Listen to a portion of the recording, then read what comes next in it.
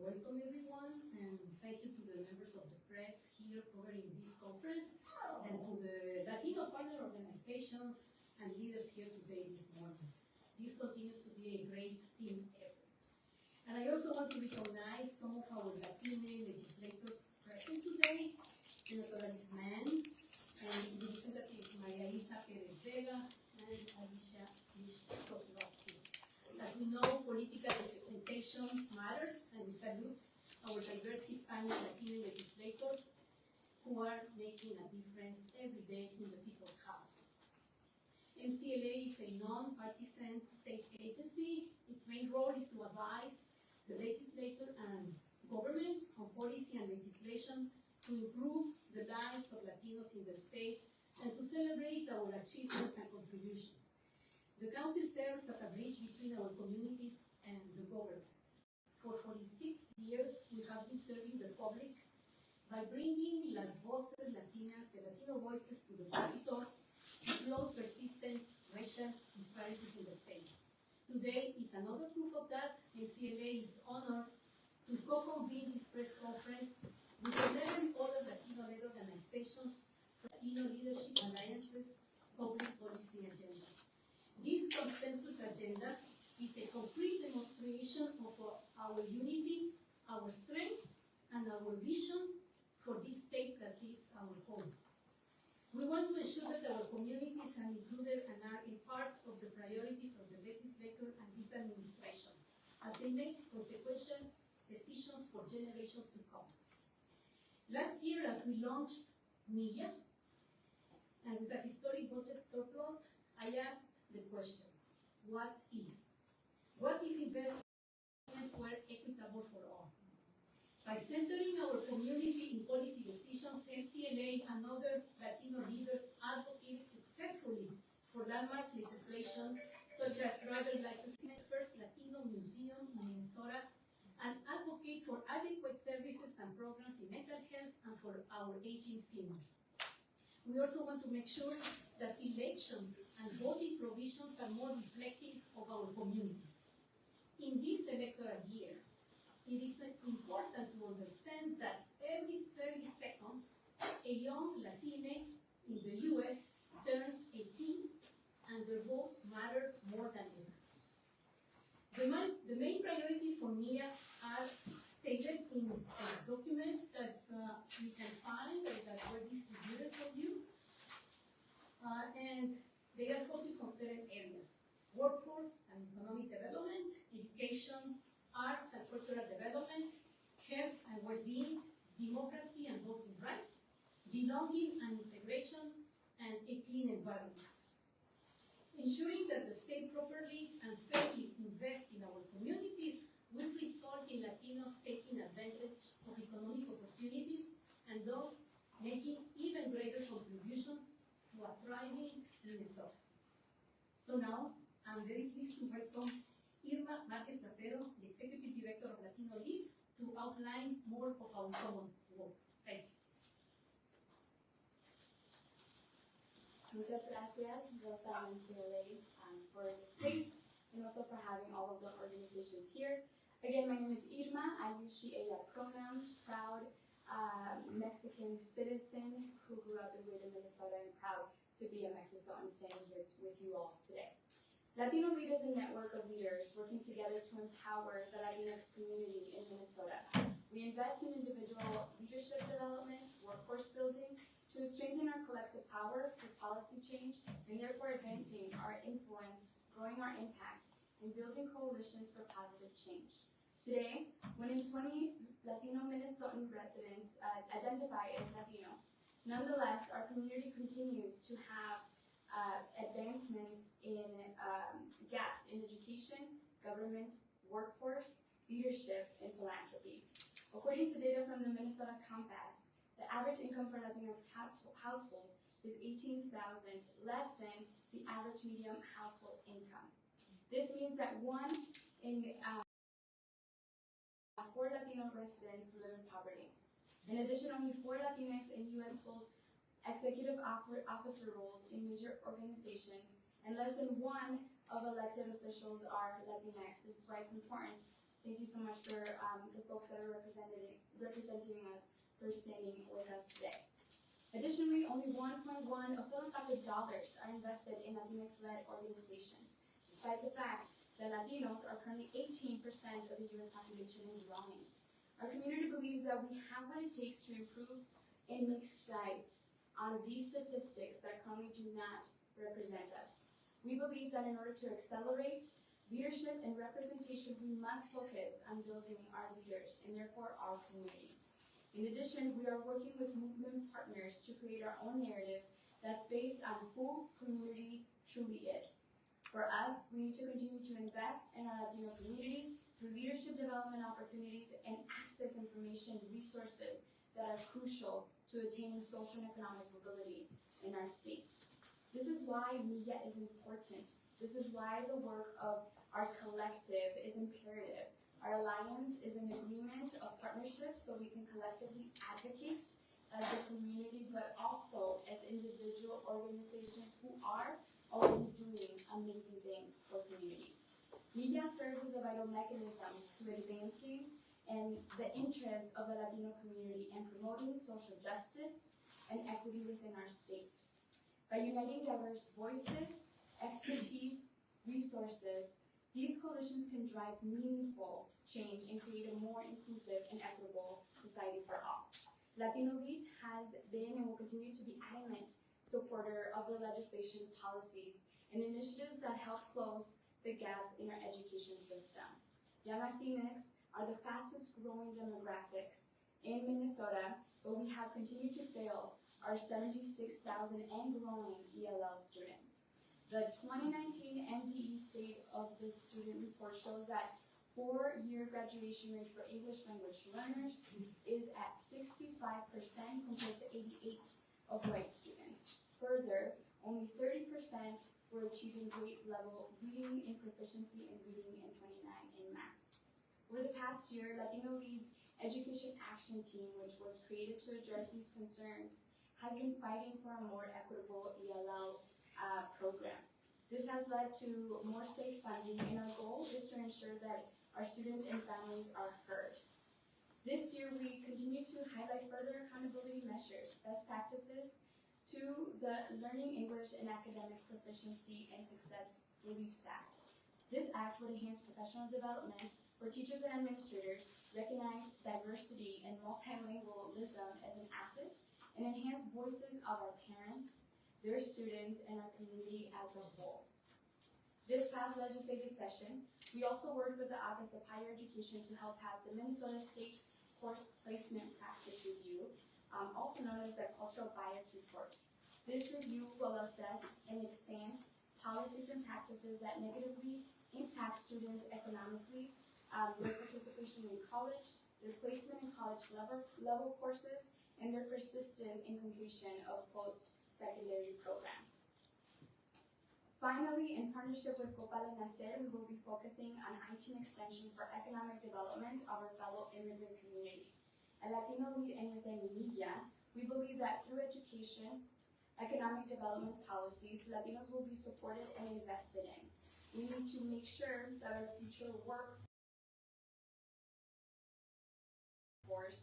is well equipped to contribute to the economy.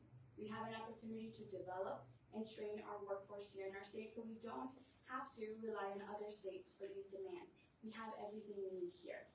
Finally, the organizations here today are making a promise to Latinx in Minnesota that we will work in coalition to enforce that our community is well equipped to thrive in Minnesota. With the support of our community, our allies, the Minnesota Latino Leadership Alliance will follow and support bills, programs, recommendations, and initiatives that advance our community as a whole.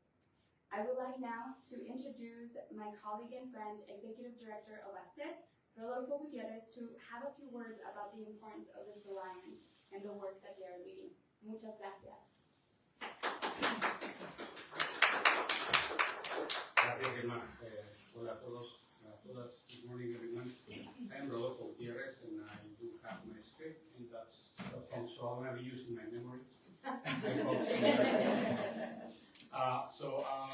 Thanks so much for being here, and I am really feeling honored to be among all these friends and all these leaders.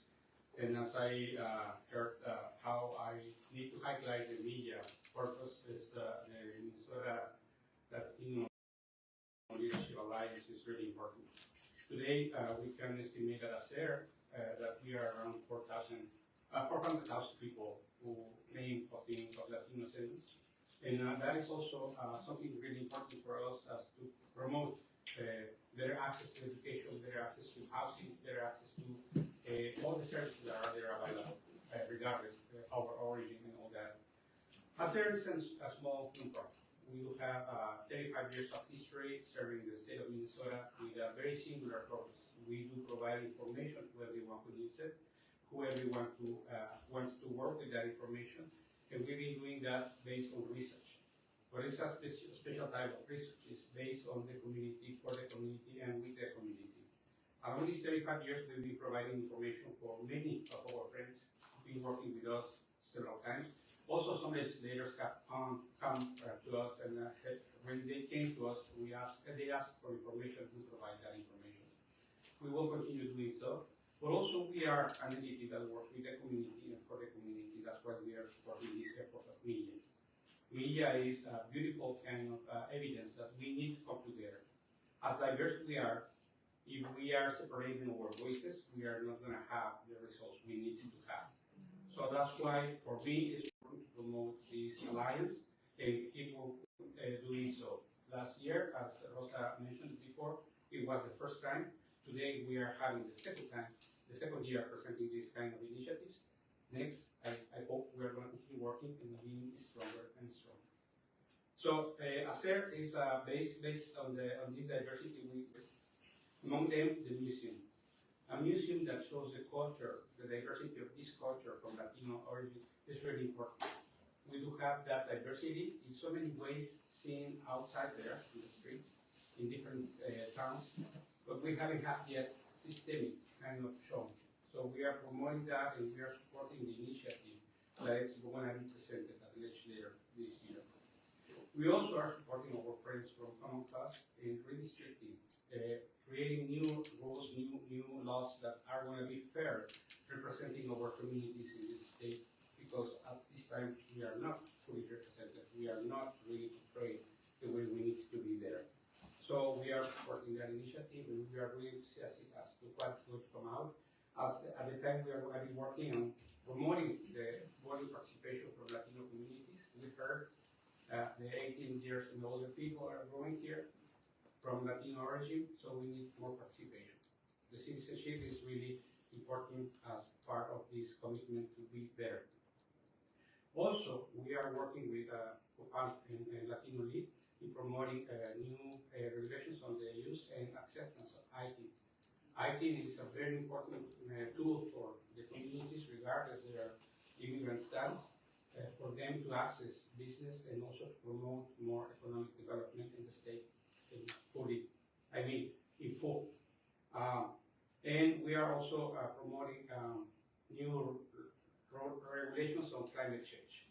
So climate change is also something that it's in debate, always discussed and always really debated, but we need to know more about that. And our communities, by nature, are protecting the climate, protecting the environment.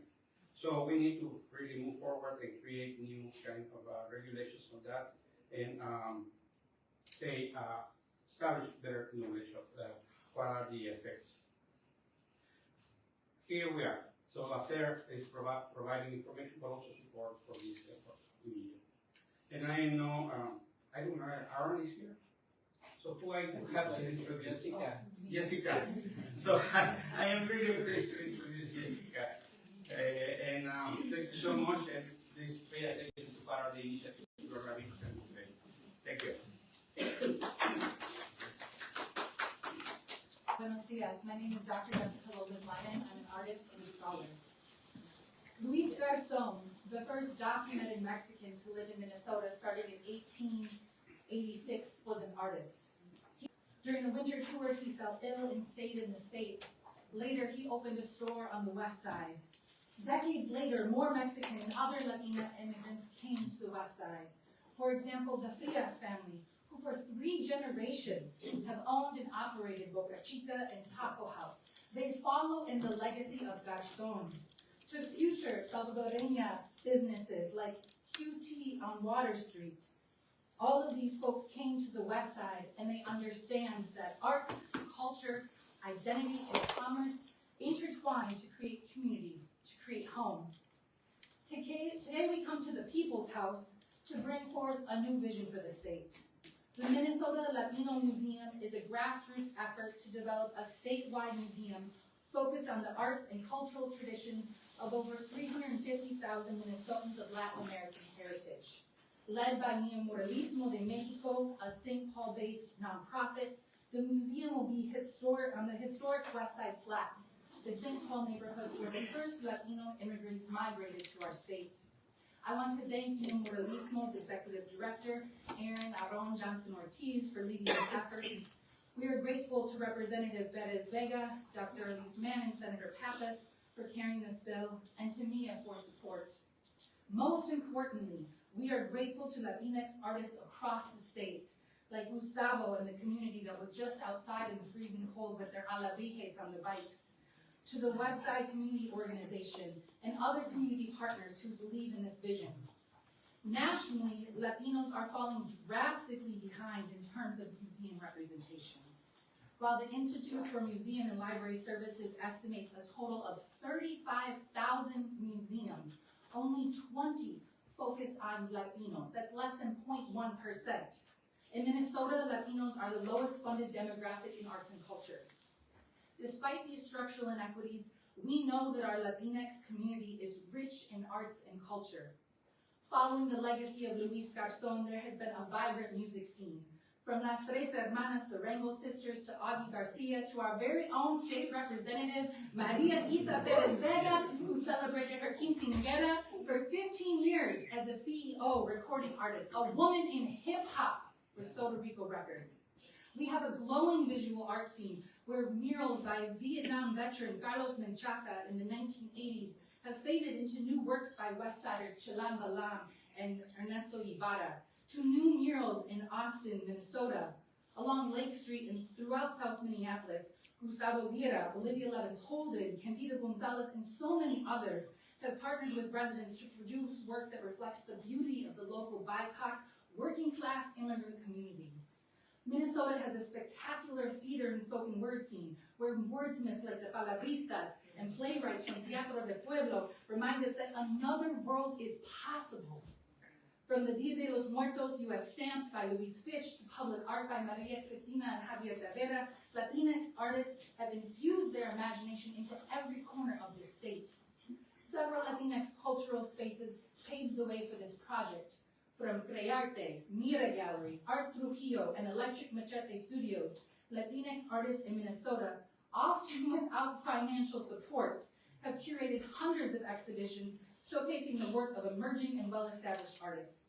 The Minnesota Latino Museum proposed site is on Harriet Island Regional Park and serves as a reclamation project for Mexican residents displaced in the 1950s. When Representative Perez Vega, Neomuralismo members, including poets and elders La Lupe and Teresa Ortiz, Aron's mother, and myself visited the museum site this past fall, we were in awe of the space. Overlooking the Mississippi River, we were reminded how this river was integral to trade routes for indigenous people across the Americas prior to settler colonialism. As I speak on the occupied homelands of the Dakota people, I know that our vision for the Minnesota Latino Museum is one of intersectional healing. The location will offer a space for all Minnesotans to witness and participate in Latinx arts and culture. We look forward to the start of this next legislative session. Support the Minnesota Latino Museum, a statewide space for arts and culture. Support this restorative justice project. Thank you. Woo! Yes. Latino Chamber of Commerce.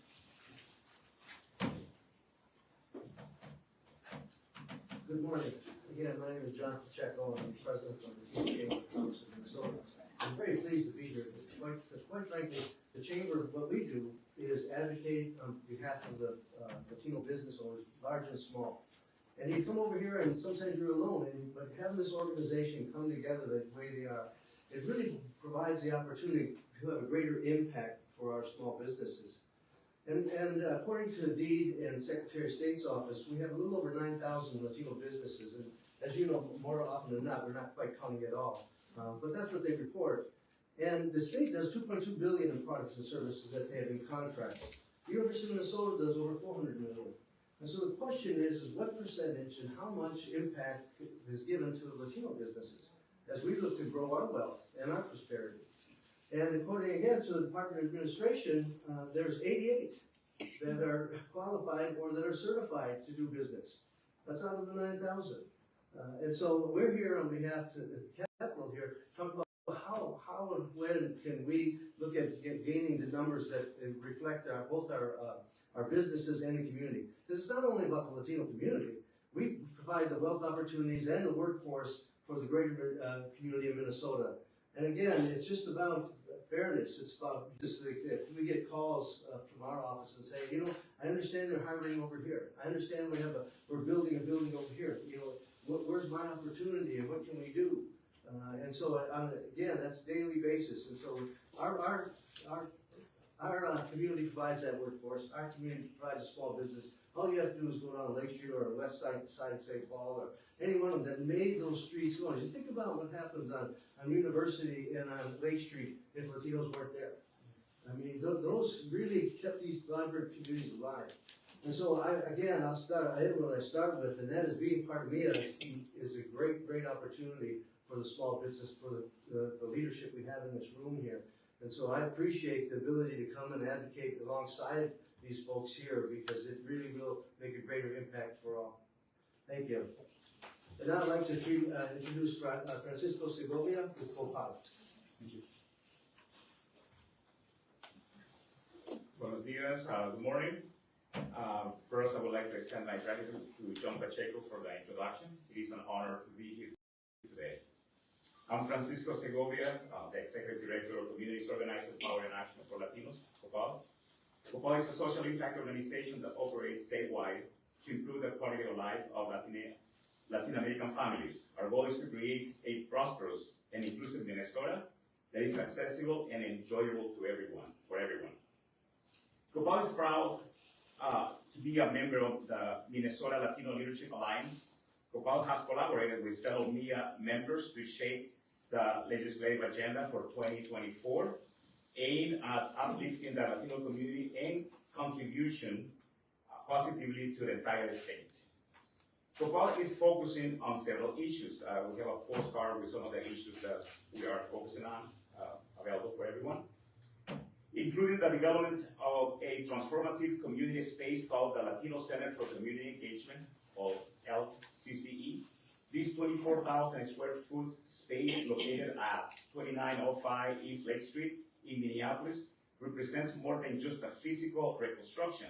It is a symbol of empowerment for our community, returning land ownership to local residents and reinforcing the historical presence of Latin American community along Lake Street. The LCCE will foster pride and belonging among our young and diverse community by building power and fulfilling their ambitions. It will serve as a vibrant hub of unity, celebration, and cultural exchange, embodying the transnational spirit of our community. COPAL's innovative program will bring the aspirations of the Minnesota Latinx community to life.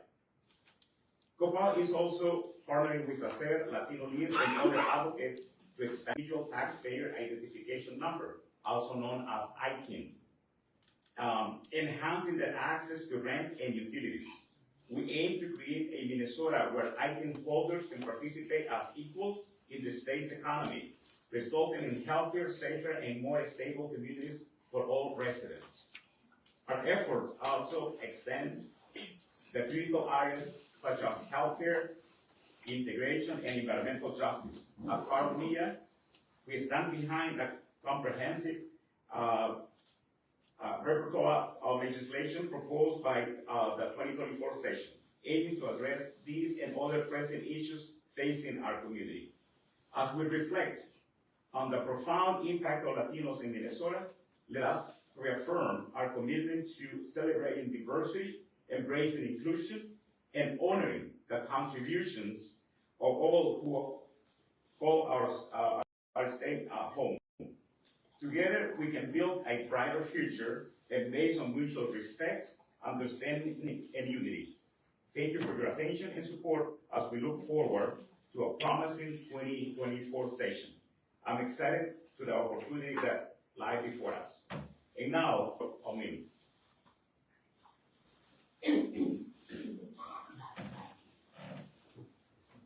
Buenos días a todos. Good morning. I'm grateful to support our Latino MIA in all the agenda that we have. My name is Jovita Morales, and I'm the director of grassroots community called Minnesota Immigrant Movement. Over more than 15 years, MIM has worked with statewide Latinos communities. As you know, passed the driving license bill last year. We came together to build solidarity and movement among Latinos, Minnesotans around issues impacting us. MIM has been supporting and working on education, democracy, voting rights, healthcare, and well-being, and more issues that impact us as community. We are here today to continue push laws that benefit to all communities. And now I'm gonna talk to in Spanish, is my second language. Kimi dicen Huasqueji, that's my native language Mazahua. Buenos días a todos, mi nombre es Jovita Francisco Morales, soy la directora comunidad de base de una organización llamada Movimiento Inmigrante de Minnesota. MIMA ha trabajado con comunidades latinas y latinos en todo el estado de Minnesota más de 15 años. Nos unimos para generar solidaridad y generar movimiento entre los latinos de Minnesota en torno a los problemas que nos afectan a nosotros.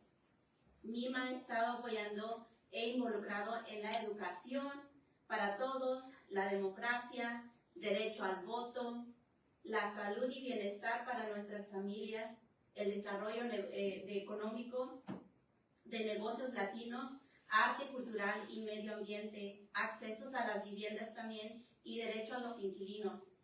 Estamos hoy juntos para seguir empujando leyes que nos benefician a todas nuestras comunidades y junto con la organización MIA. Muchas gracias por ayudarnos a pasar la voz por su apoyo e involucramiento y crítica de nuestro éxito. Muchas gracias y ahora tengo el placer de introducir a Rosario y ella es la directora de Family Advocacy at Esperanza United. Advocacy, and I am here on behalf of Esperanza United. Our mission is to mobilize Latinas to end gender-based violence. And today, I'm very proud to support the Minnesota Council of Latino Affairs legislative priorities, and we know that is not important, but essential for us. Esperanza United was founded in 1982 as an emergency shelter in St. Paul, Minnesota. 40 years later, we continue to grow our work in community strength and wisdom as we serve Latines locally and nationwide. Latines are one of the fastest growing populations in Minnesota, but the services available to us are not often there. And we need linguistic services, so this is essential for us, for our safety, for our communities. At the heart of our mission is providing culturally specific and trauma-informed services. And we do that by hiring and training bilingual and bicultural advocates. Our hotline has been the lifeline for Latina individuals and their families. Like media, we champion initiatives that prioritize health and well-being. Well-being for survivors of gender-based violence means having culturally responsive care and being able to make choices. Let them make choices, not make choices for them. Today, I am very excited to introduce, we are working with Senator Alice Mann and Representative Proboski, to create a task force to explore ending violence in the Latino community. This task force will provide recommendations to reduce or end violence against Latino in Minnesota. The task force also will include LGBTQ communities. recommended strategies to disrupt the pathways towards gender-based violence, identify key strategies to help prevent abuse before it occurs, including outreach and communication to Latino populations, public campaigns to address and educate communities around effective communication, self-confidence, leadership, strong family supports, and healthy relationships. We support media's priority to improve education through our involvement in the local community, from financial independency classes to community work with youth to engagement and voice. Education is a powerful tool that helps Esperanza United prevent gender-based violence. Esperanza United comprehensive culturally specific approach not only supports but also amplifies the legislative priorities set for media. Together, we are building a place where Latina survivors access the tools they need, not just to help local Latinas build communities without violence, contributing to a stronger, more vibrant Minnesota for everyone.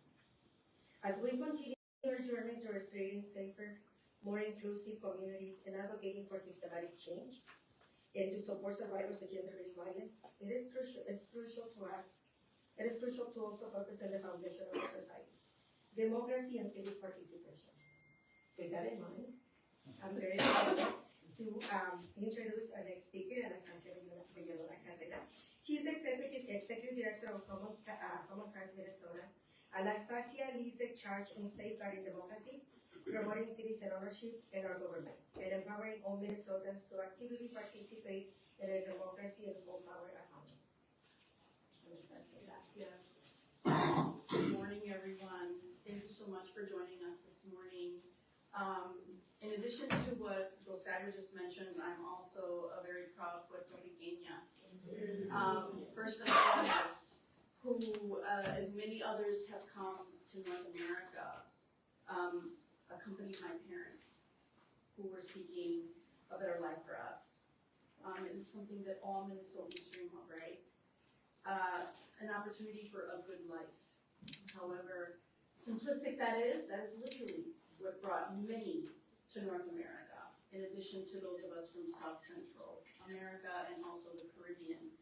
Common Cause, for those of you that may not be acquainted with us, is a grassroots, nonpartisan citizens lobby and a watchdog organization making sure that when it comes to our democracy, we the people means all of us. Regardless of race, ethnicity, socioeconomic background, partisan affiliations, or zip codes, it still means all of us. We drive an innovative and comprehensive pro-democracy agenda in collaboration with our statewide democracy partners, like everyone here with Mila. We lead and define a democracy reform movement that puts us ahead of partisan ideologues and special interests, regardless of what those special interests may be. We work to co-create, and that is a very important word, co-create, right? We work to co-create an inclusive democracy where there is greater parity in how Minnesotans experience representation, right? Minnesota is celebrated for its high voter turnout, right? 1, 2, 3 in the nation all the time. And also, more importantly, the integrity of our election administration, which is something we should all be very, very proud of. However, as you've heard my partners here today share with you, this achievement is in shadows by the significant racial disparity in pretty much every single area that you could think of that would come within that good life that I talked about earlier. Our community has grown significantly to close to 400,000, as you heard Rodolfo mention. Since the 2020 census, we're in 2024, right? So, yay for Latinos.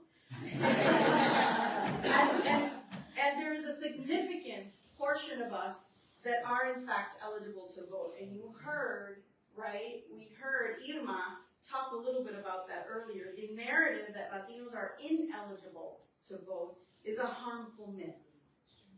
It is a myth. Most or all Latino Minnesotans are undocumented. That is a myth, right? Fact. The overall majority of Latino Minnesotans are eligible to vote. Fact. Fact. Overall, close to 400,000 Latinos in the state of Minnesota are eligible to vote.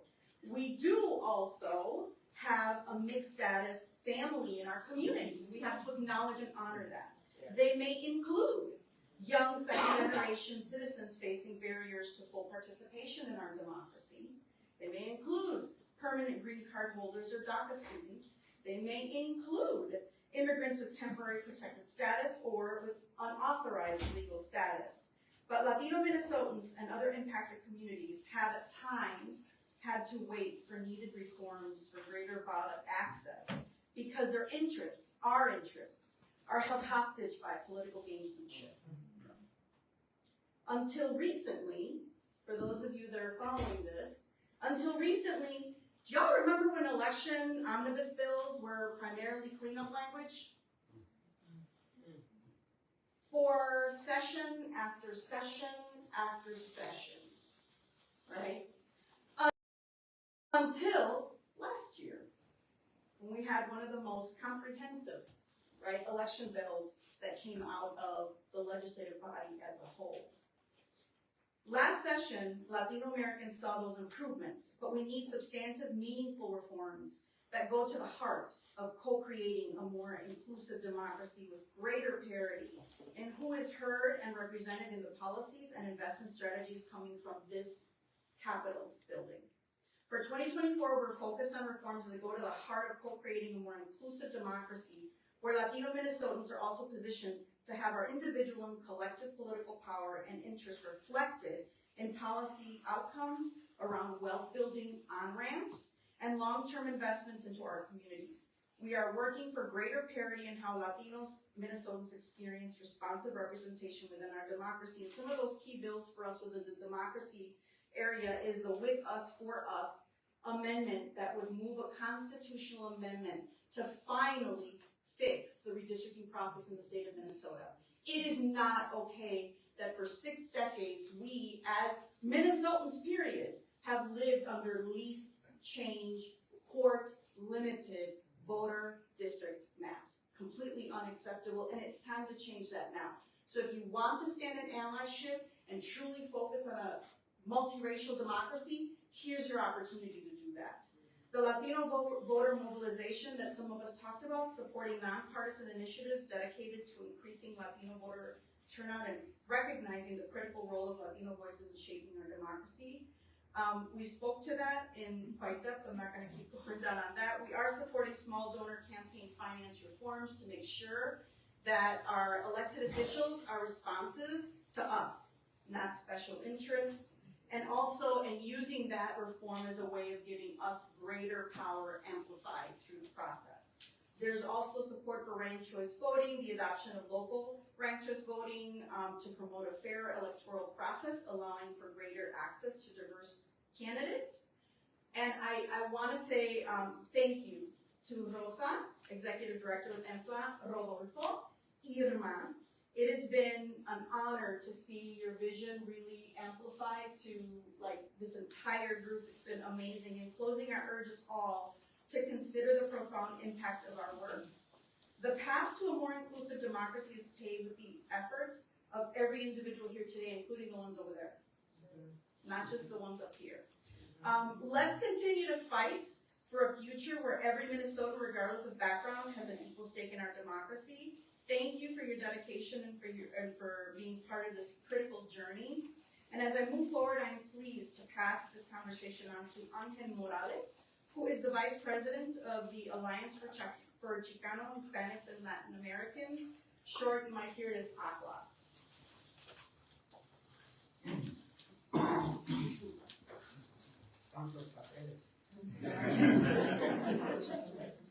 Yo soy Angel Morales. I've worked for Education Minnesota and the NEA for about 37 years. I worked in lobbying, in negotiations, and all sorts of things to help our teachers teach our kids.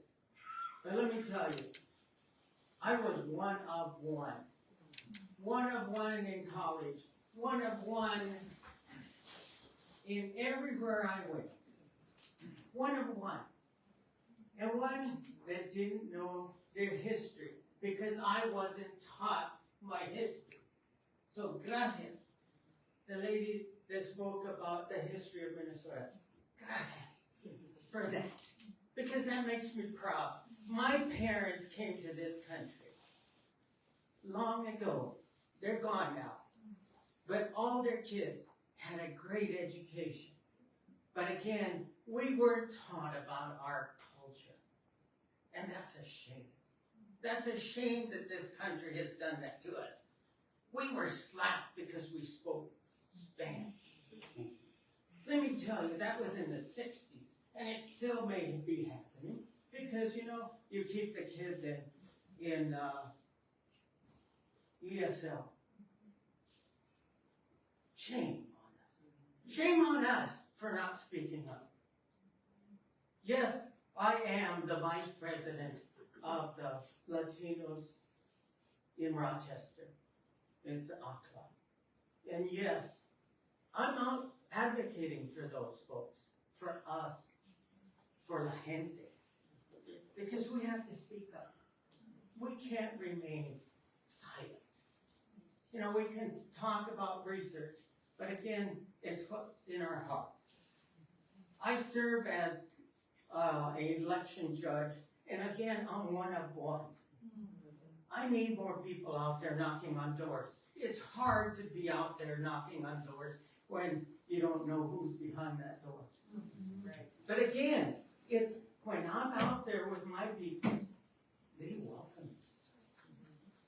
And we have to convince them. They have to vote. Okay? So that's why ACLA is in support of the, now I gotta find my place. We are in support of the agenda for the Latino policy agenda with the Minnesota Latino Leadership Alliance. We can do this together. You know, I can read about how we need to do workforce development and education, but education is the best. That is number one, because those kids, if you just see their eyes, our kids need us. And that's the message I would leave here. So join us. Join the Minnesota Latino Leadership Alliance. And help us help those kids. And that's all I'm going to say. And I will give back the mic to Rosa for closing remarks. And thank you for listening.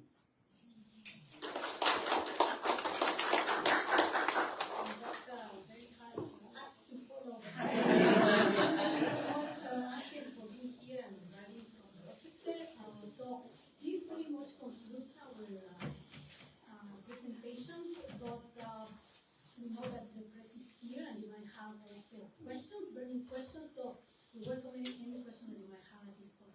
Thank you so much for being here, and thank you to the representatives as well for being here. So any questions? I have a couple of quick questions about the museum. It sounds like there's a site in mind for that already. Has that land been acquired? What's kind of the status of plans for that? Yes, there's a partnership happening with our great city of St. Paul, our capital city, with Park and Recs and the organization that is leading these efforts, Neo Muralismo de Mexico. Right now, the great support that we've had from our mayor's team to move forward with this legislation has been impeccable. We look at restorative justice. We look at leading from our capital city. We're the first barrio of Latinos that is to create a dynamic force of implementation of arts throughout this whole state of Minnesota. We have the Port Authority right there in Harriet Island support, our County of Ramsey support, alongside with Mila, which is right here, and we're not backing down. We're demanding that space. When you talk about restorative justice and land rights within our indigenous community, we have the tribe supports. We also have, when we look at the communities of Rondo, our Black historic community, and reconnecting what that looks like. We're talking about justice, not charity, when we talk about history and arts in our movimiento. Thank you. And that location is Harriet Island. Woo! And is that, so how much funding are y'all requesting for that? And is that through the, I I assume that'd be through bonding. Correct, we are looking through a general obligation, so the city of St. Paul in partnership with Neo Muralismo and Mexico, $10 million request that has carried on to the 2024 legislation as we introduced it in 2023. Any further questions? I have another one.